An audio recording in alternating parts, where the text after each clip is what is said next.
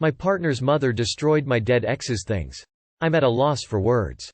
This is all quite new and raw, but I don't have enough people in my real life I feel comfortable speaking to about this, so I hope strangers can help. I'm a man in my early 30s. Until 5.5 years ago, I was married to a woman named Lorna. At the age of 27, Lorna died in a way that was very sudden and very traumatic. Honestly, it destroyed me. Lorna had been my best friend in the world since we were children, and I was blessed to have her as my partner for the last 6 years of her life. We had a beautiful daughter, Harriet, together, and honestly she was the only thing that kept me together at all when her mother died. I honestly thought I could never be with anyone else again. Well, 2 years ago, Jess came along. She's kind and funny and beautiful, and she made me feel things I hadn't felt since before Lorna passed. I fell pretty hard and fast for her, and we've been together ever since and living together for about a year. A few months ago, Jess' mother, Jill, also moved in with us, which brings us to the issue at hand. I still have some of Lorna's things. The house isn't like a shrine to her or anything, but a few of her bits are hanging around. Harriet has quite a few of her clothes and some of her jewelry, and there are a couple of family pictures still out on display. I have a number of letters that Lorna wrote to me in a keepsake box, as well as a few small random sentimental items like one of the hair scrunchies she used to wear all the time and a friendship bracelet one of the kids she worked with made for her.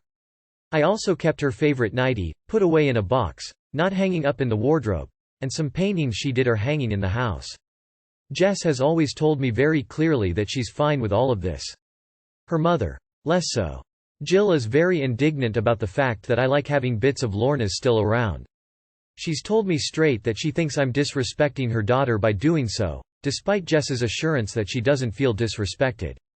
She's accidentally knocked photos face down on a number of occasions, and Harriet has noted items of clothing missing from the laundry whenever Jill has done it. Note: they have always turned back up stuffed into the back of a random drawer or something. Recently, she's been upping the ante, though. A couple of weeks ago I caught her trying to take down Lorna's art to replace it with some generic canvas prints she bought at a home decor shop because they fit the room better. I told her no, and she begrudgingly left it. Well, this week I had to go away for a couple of days for work. Harriet has been pet sitting for a neighbor, so, alongside school, has been spending a lot of time out of the house, meaning Jess and Jill have been there alone a lot. I knew some shit was going on when Harriet texted me that Jill had taken the art down again and put her canvases up, and refused to change them back when Harriet asked her. I was pissed off but said I'd handle it when I got home, as I prefer to have those discussions in person. Cut to yesterday, I got home and saw that Harriet was correct. I told Jill that I wanted Lorna's paintings back up by that afternoon, and she quite smugly told me the dustman had already taken them by now. I asked what the fuck she meant by that, and she informed me that she'd thrown them away and framed as trying to help Harriet, and I let go of the past, and said we'd thank her one day. As if that wasn't bad enough, while we were having this discussion she was folding laundry, and very pointedly messing with a pile of cleaning rags. Cleaning rags she has taken it upon herself to make by cutting up Lorna's favorite nightie.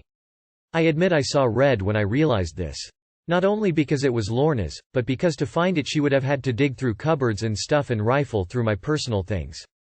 I'm not a sewer anyway, but the rags seem to have been cut in such a way that even if I was, I couldn't have had a hope of mending anything.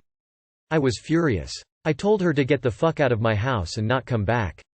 I told her I'd pack her shit into bin bags and leave it by the end of the drive, and she could have it if she got to it before the bin men or anyone else did. I'll admit I swore and called her some names I probably shouldn't have. But I've never been madder in my life. Jess tried to intervene, but mostly sided with her mother, saying she had good intentions and Harriet and I's best interests in mind, and that I was overreacting.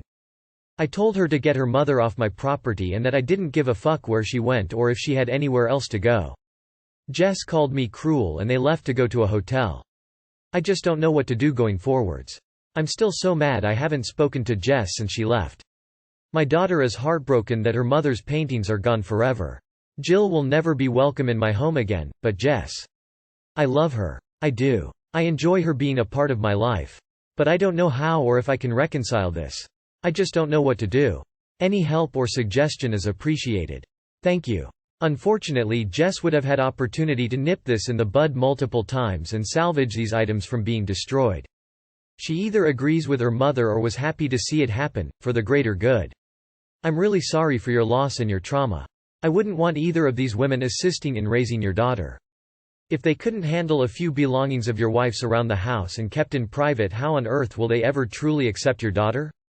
These were not only your memories, but precious ones belonging to your daughter. They had no right. In my humble opinion, this is unforgivable. No one gets to tell someone else how to, and how long to, grieve for.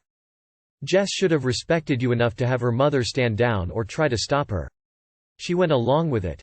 My boyfriend lost his wife several years ago and I would never dream of ruining her things, what little he has, and I would certainly never let my mother do so. Also, she should care for your daughter enough to not allow her to be traumatized like that. She intentionally hurt your daughter. What is going to happen if y'all have a child together? Will she treat your daughter differently because she's not hers? Jess was involved without a single stitch of a doubt. Her and her mother colluded. They fucked with your kid and her memories of her dead mother. Telling them to get out is the kindest thing you could have done because had it been me, well, I'm not nice. They should stay gone. What was done is like movie villain shit, and right in front of your daughter. This is unforgivable. Both of them. If you let Jess back in your life, your daughter will be right to never trust you again. Violence was done to her mother's memory. If you continue with Jess, guaranteed your daughter will never forgive you. Your choice. Jess is definitely the instigator too. 100% she bitches about this stuff to her mom who's trying to fix the problem, and thinks Jess can look like her hands are clean this way. There's no fucking way she'd have carried on if Jess wasn't encouraging her. It's particularly cruel for the daughter to have her mother's memories destroyed. The fact that Jess sided with her mother in this situation is basically prima facie evidence that she is not fit to be in your daughter's life. I'm sorry, but you owe it to Harriet not to let her back into your home. My boyfriend is forcing me to take birth control instead of using condoms. Update. Talked to him again. Told him everything that I heard from you guys' comments to try and get through his head. His response was, just go on an IUD, no side effects then.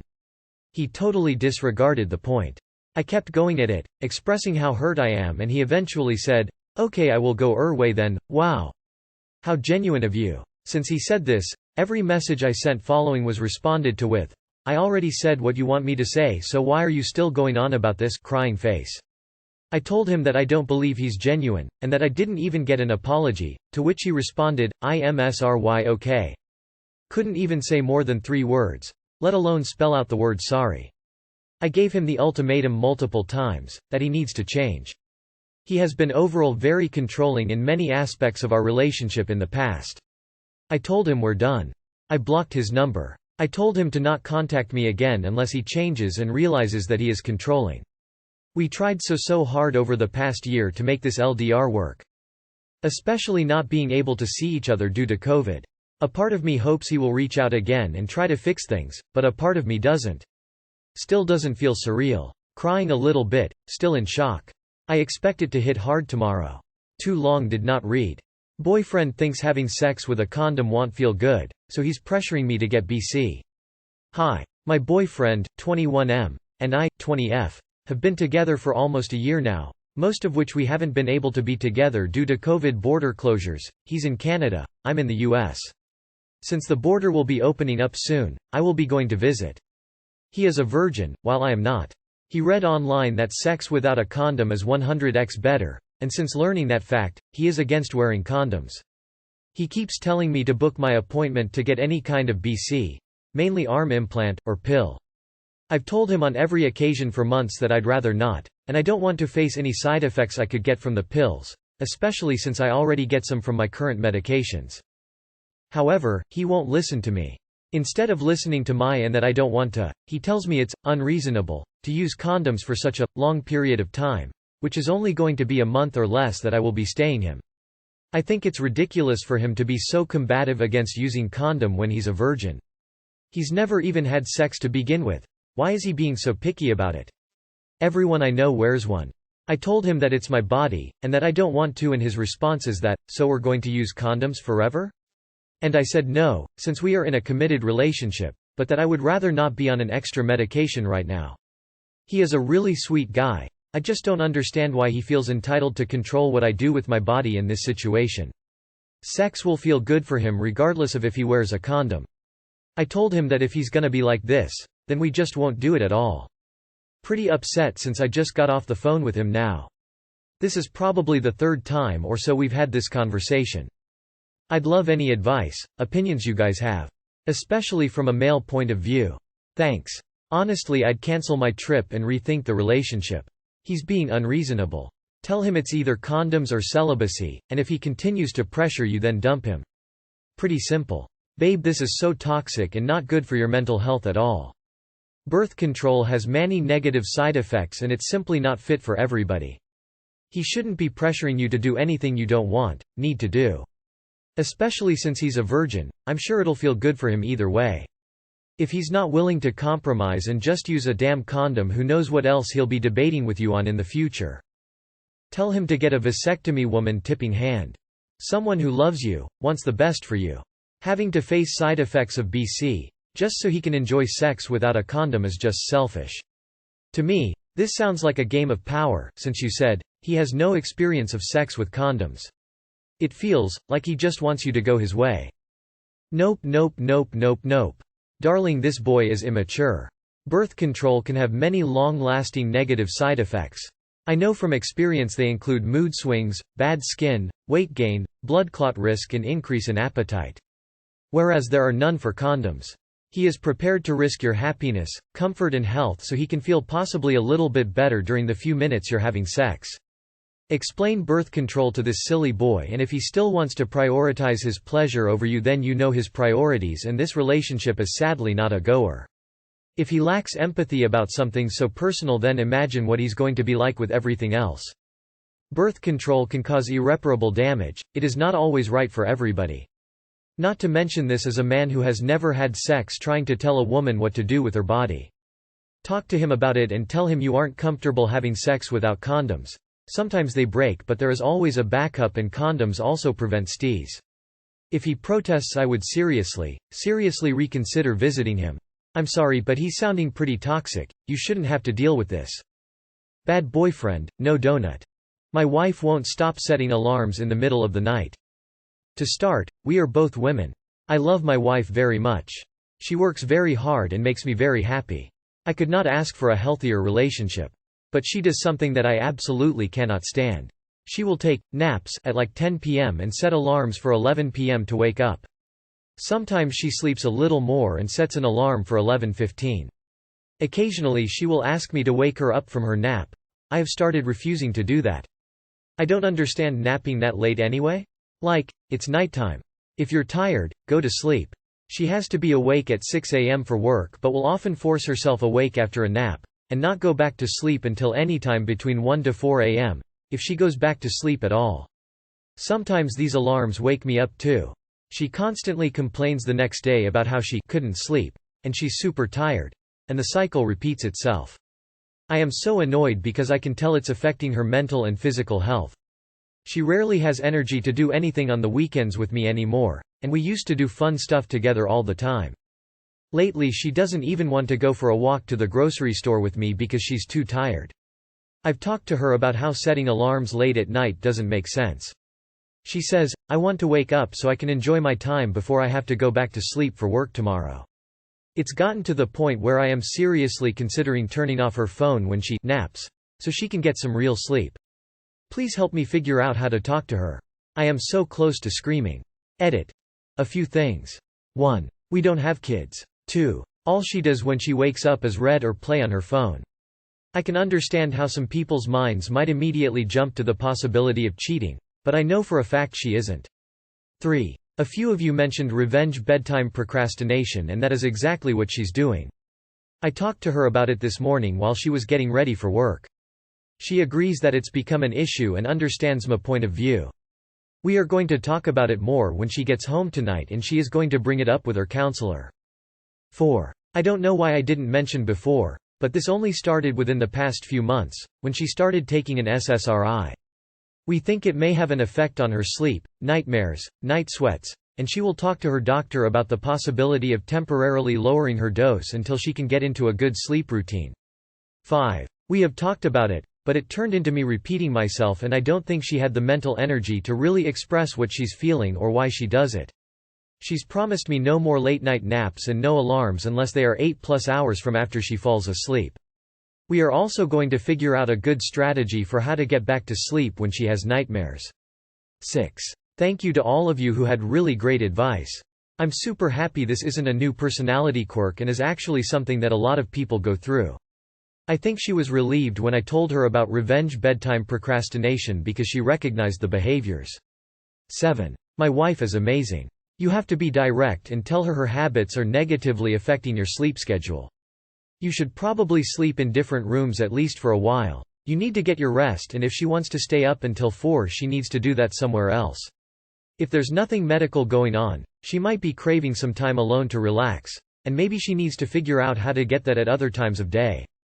I think that she's probably struggling with revenge bedtime procrastination while being tired.